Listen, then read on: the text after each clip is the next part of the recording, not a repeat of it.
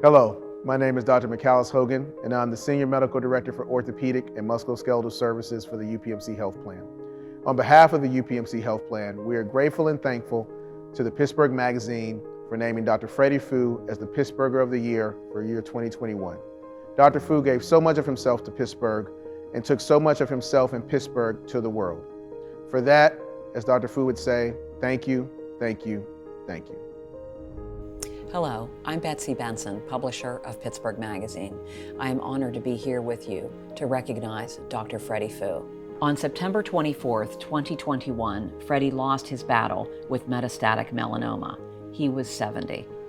In 1999, Pittsburgh Magazine named Dr. Fu one of the 100 most influential Pittsburghers of the 20th century. And this year, we have selected him as our Pittsburgher of the Year. As Christina Rivalis writes in our January issue, his loss has created a huge and irreplaceable void in the field of sports medicine and in his adopted city. Freddie, as everyone called him despite his long list of professional titles, did more than merely create Western Pennsylvania's first sports medicine program. He also turned the city into an international destination for doctors, trainers, and physical therapists who sought cutting-edge training. By attracting top surgeons, Freddie made Pittsburgh a go-to destination for many of the world's best and injured athletes, caring for such stars as the Pirates' Andrew McCutchen and Pitt and NFL standout Larry Fitzgerald. But he also had time to repair the torn tendons and injured joints of coal miners, construction workers, weekend warriors, and high school athletes. No matter their athletic pedigree, patients felt like a VIP when Freddie was caring for them. All of us will miss him. Why is Freddie Fu so special? Well, Freddie is not just an orthopedic surgeon. He's not just a chairman. He's not just a family man or a visionary. He's all of that. And the way he touched people, if you feel special, the way he spoke with you, well, that's how he spoke with every person. He gave back to the community, I don't think like anyone else. Those things make him special, you know. He would travel to New Zealand or Argentina, and for those 2 days he's there. He's all theirs. All his knowledge, everything. They would ask him to do life surgery there, and he did.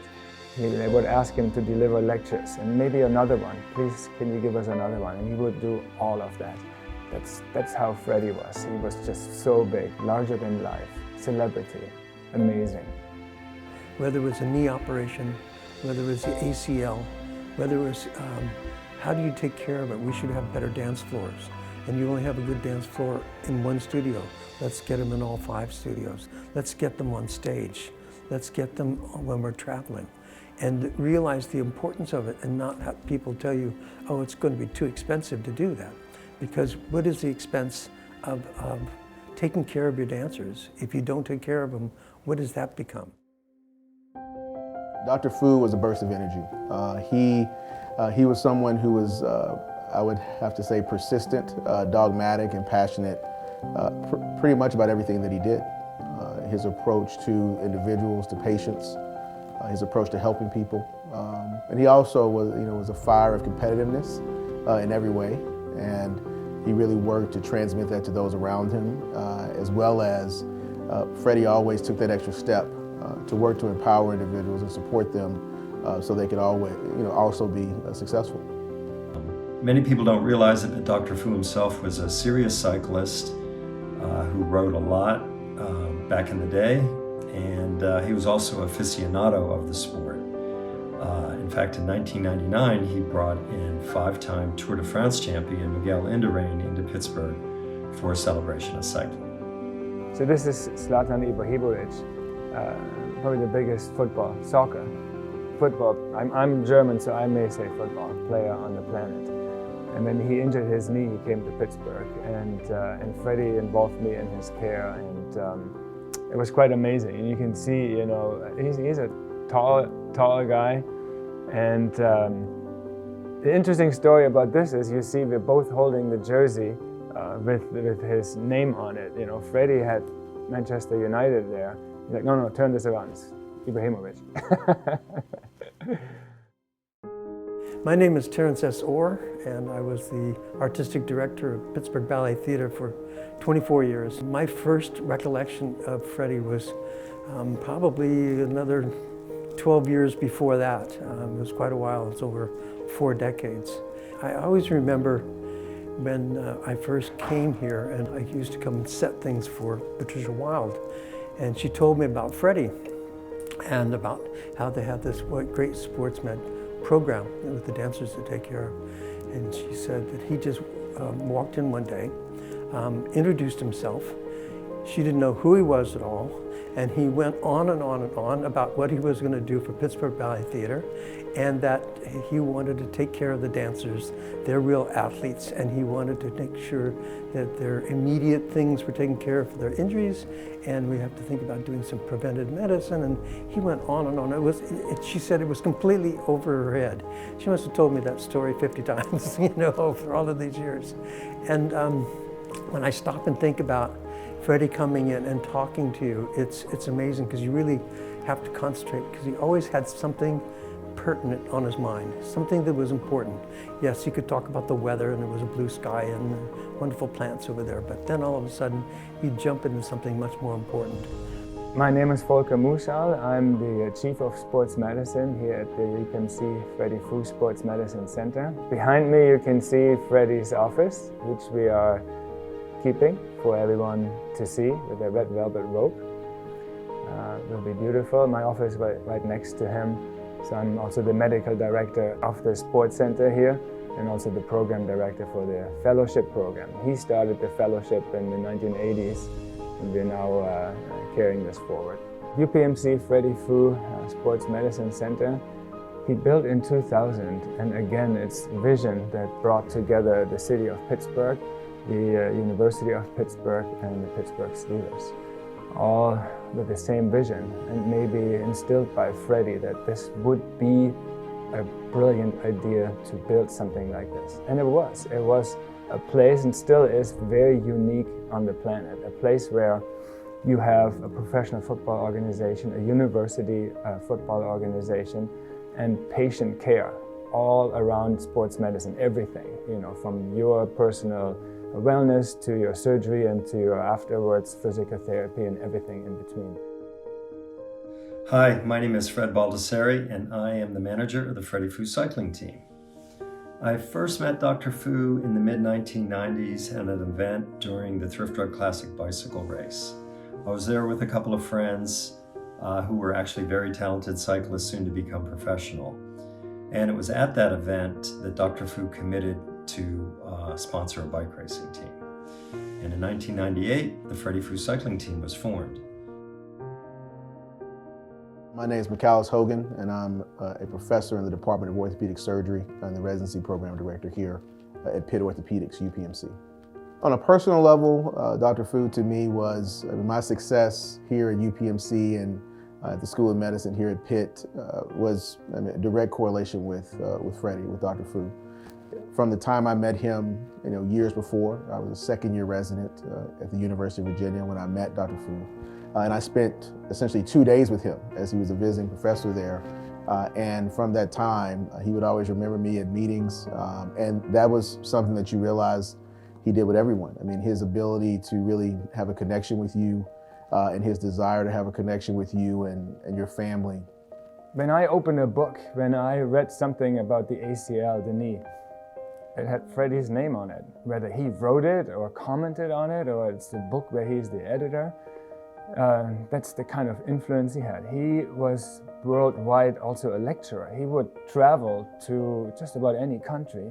He was invited to speak, and he gave amazing lectures. If you ever heard one of his lectures, he would tailor it to that audience.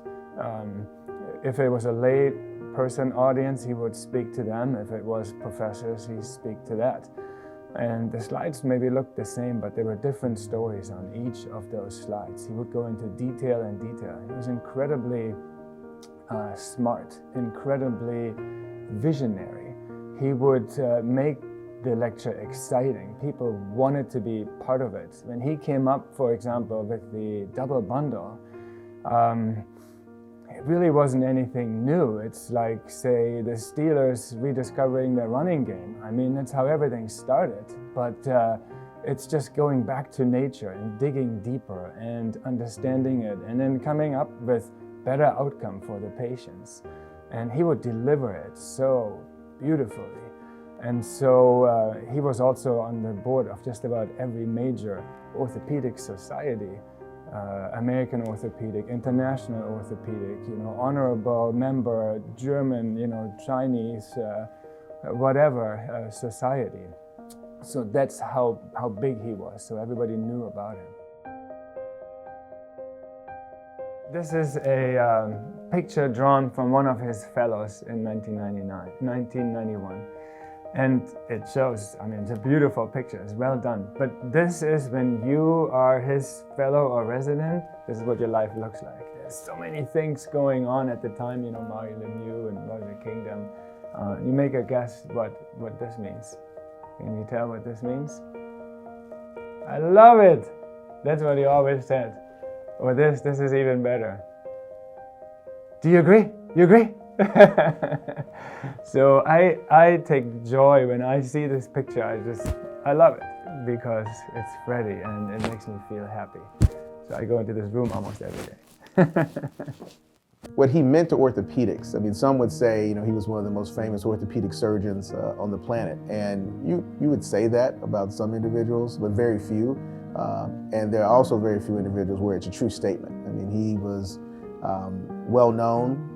But he was well known for how he connected with people. What he contributed to the field of orthopedic surgery, he transcended himself. And so he always wanted to be better. He always wanted to push for how could we do something in a better way, more efficiently. And I believe the impact of that on the field of orthopedics, you really can't quantify it. As a leader and as someone who really pushed his field, and particularly his subspecialty field of sports medicine, forward, and really pushing it not to rest on its laurels, I think is second to none. Many people know Dr. Fu, of course, as an innovator and a brilliant surgeon, but he was far more than that. He was a true humanitarian. He really cared about people. I witnessed that on numerous occasions, and he remembered things about people that always I was impressed with. One such time at a team dinner, Dr. Fu was talking to one of our riders who had sustained an injury 2 years earlier, and Dr. Fu was talking to him about it and remembered every single detail about that injury. So right now we're in our clinic, and Freddie's looking over us every day. This is the marketplace of the sports center right here. And while I talk, you can look at the picture and try to find things and maybe make a guess what year this was taken. The clue is on the picture. I always quiz our trainees. But it shows Freddie in his basement with many of the things that he loved. Bicycling, music, very good wine, and some of the jerseys of the people that he's met and that he's treated. And I always love this picture. He's so peaceful. It's wonderful. I love this picture. One time when I was in the studio and my assistant Bob Vickery came in and said, Freddie Fu called and he wants you to go over to Sports Med right now. And so I dropped everything and I came over here, and Freddie had a gyrotonics machine, and he had this wonderful apparatus with a technician that was giving demonstrations on it for about, like 2 hours. And I looked at that machine and I went like, if I did that, I could probably even dance in the studio again. It was tremendous. And he was so giggly and so excited about the new kind of technologies, what was going on with the technique today. For preventative medicine, he was just always looking for something to help us, just like he did with all the athletes from around the world. When I think about the time over those 4 decades of us having Freddie, and he said he wanted to help. He did so much over and beyond what was even in any of our thoughts and imagination, and it was probably always in his. That's what he wanted to do, because he always had the next step and the next little venture to go out and make things better for us. I'm going to miss Freddie very much.